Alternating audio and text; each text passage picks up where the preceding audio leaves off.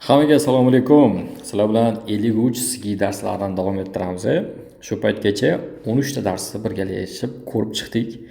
Bugun endi 14-dars. Ya'ni ketma-ketlikda, ya'ni SGI Modern Code kitobi bo'yicha 14-dars, SGI 53 bo'yicha. Agar kim bundan oldingi videolarni ko'rmagan bo'lsa, darsliklarni birinchi bo'lib o'sha darslarni ko'rib, keyin aynan shu darsni ko'rishlarini so'rab qolaman. Bugun sizlar bilan kelinglar 14-dars bilan tanishib chiqamiz. Bugun nimani o'rganamiz? Bugun mavzuyimiz ko'rib turganinglardek 조사 결과 설명하기 qismi turibdi. Ya'ni bu so'rov natijasini tushuntirish o'rganamiz. Chunbiy qismidan boshlaymiz. Chunbiy bu tayyorgarlik. Birgalashib hozir ko'rib chiqamiz. Bu bo'limda nima? Yozish, gapirish juda muhim hisoblanadi. Endi to'g'ri gapirish deganda men umumiy qilib aytyapman. Chunki ya'ni bizda muammo, sabab, yechim, natija, kelajakdagi taxmin mantiqiy tarzda aytish talab qilinadi. Ya'ni SGI 53 yozayotganimizda bu mavzu, ya'ni o'quvchilarga fikrini tartibli aytish, statistika, grafikni izohlash, rasmiy uslubda gapirish, ya'ni professional jumla tuzishni o'rgatadi. Pastda qaraydigan bo'lsak, bizda bo'limlar bor. Ya'ni birinchi vonin, tejek, ko'lgwa hamda sonman qismlari berilgan. Kelli ketma-ketlikda o'rganamiz. Vonin qismidan boshlaymiz. Vonin bu bilamizki sabab hisoblanadi. Biror bir muammo yoki holat nima sababdan yuz berganini aytamiz sababda. Va bu yerda endi qilib qo'yilgan, ya'ni otlarda keladi. Bu yerda eng muhimi Temunida grammatikasi bor, bilasizlar. Ya'ni sababli degani, lekin rasmiy yozuvlarda bizda ko'pincha ya'ni m qo'shimchasini ishtirok etamiz, ya'ni rasmiy yozuv uslublarida ishlatamiz. Bu yerda ko'rayotgan bo'lsanglar, undong pujoq turibdi. Jismoniy harakat yetishmasligi desak bo'ladi. Keyingisi sen salyan kamso turibdi. Bu ishlab chiqarish kamayish desak bo'ladi va oxirgi uchinchisidan Senghol cheyuk shisori mojaram so'zi turibdi. Sport inshootlar yetarli emasligi. Shu ona qismlar turibdi. Endi keling shu qismlarni bitta-bitta tushuntirib ko'ramiz. Umumiy hisoblaganda nima deb gap tuzsa bo'ladi bu yerda? 운동 부족 때문에 건강 문제가 증가하고 있습니다 shaklida tuzsak bo'ladi. Ya'ni bitta shu undan pujoq o'ziga nisbatan ko'rayotgan bo'lsanglar, ya'ni jismoniy harakat yetishmasligi sababli sog'liq muammolari ortmoqda. Ya'ni bizga shunga o'xshagan vonin chiqsa, ya'ni qisqa gap beriladi. Shu asosli tushuntirib berishimiz kerak bo'ladi. Ya'ni yana nima desa bo'ladi? Nima uchun bugun yoshlar tez charchaydi desak bo'ladi.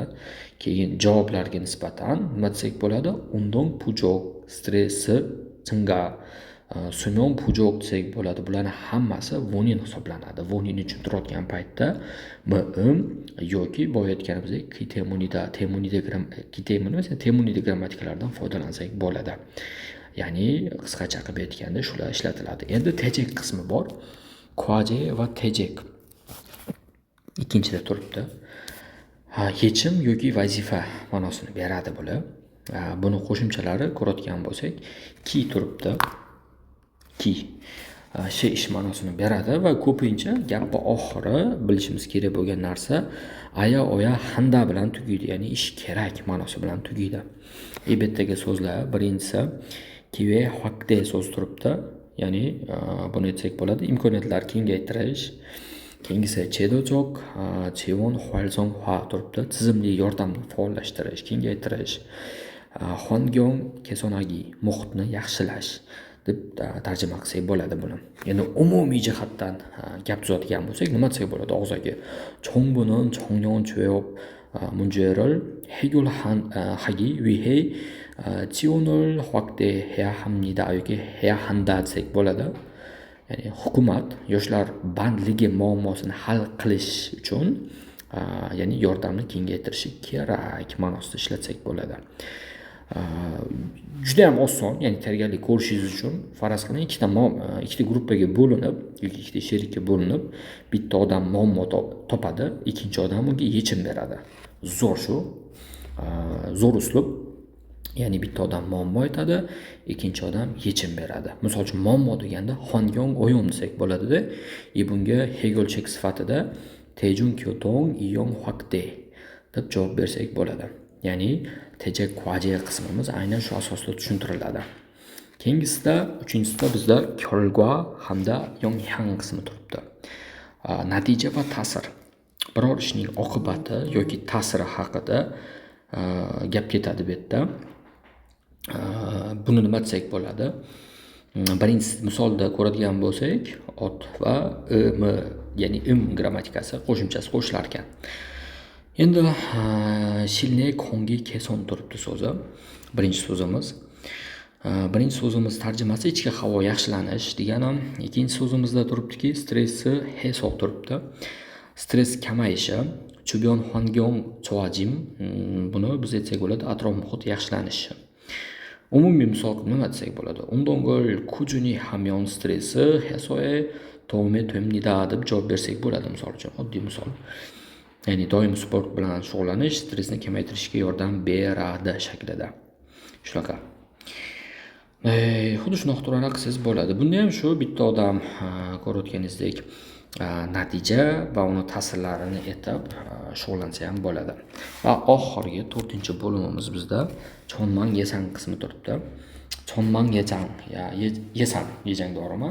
Ya'ni kelajakka taxmin hisoblanadi. Kelajakda nima bo'lishi mumkinligini aytishda ishlatiladi. Birinchi so'zim qo'shimchalar bu yerda grammatika yoki qo'shish orqali yasaladi otga, fe'lga. Endi birinchisi Isang Kihu Palseng, g'ayritabiiy ob-havo yuz berishi. Keyingisi Pyongyang Kyon Sangsang, o'rtacha harorat oshishi desak bo'ladi. Va Mul Pujogi Natanam, suv tanqisligi paydo bo'lishi desak bo'ladi. Xuddi shunaqa shu asosida misol uchun muammolarni ochib berishimiz kerak bo'ladi va bizda eng ko'p tushadigan turlari ko'rsatildi.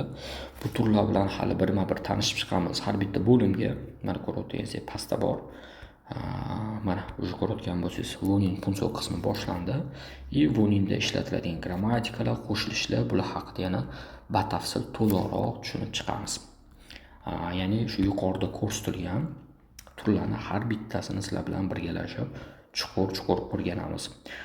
Bu 14-mavzu edi, ya'ni Junbi Hagi va boya aytganimizdek tepada anaqamiz turibdi. Ya'ni umumiy ma'nosi, ya'ni so'rov natijasini tushuntirish qanaqa bo'ladi? Ayni so'rov natijasi nechta bo'limdan iborat bo'ladi? Shularni ko'rdik. Keyingi darslarda, ya'ni 15-darsda hamma bilan ko'rishguncha biz darslarimizni o'tkazib yubormaylik. Hali bundan ham qiziqroq va foydaliroq darslar tayyorlashga harakat qilamiz. Hammaga rahmat, salomat bo'linglar.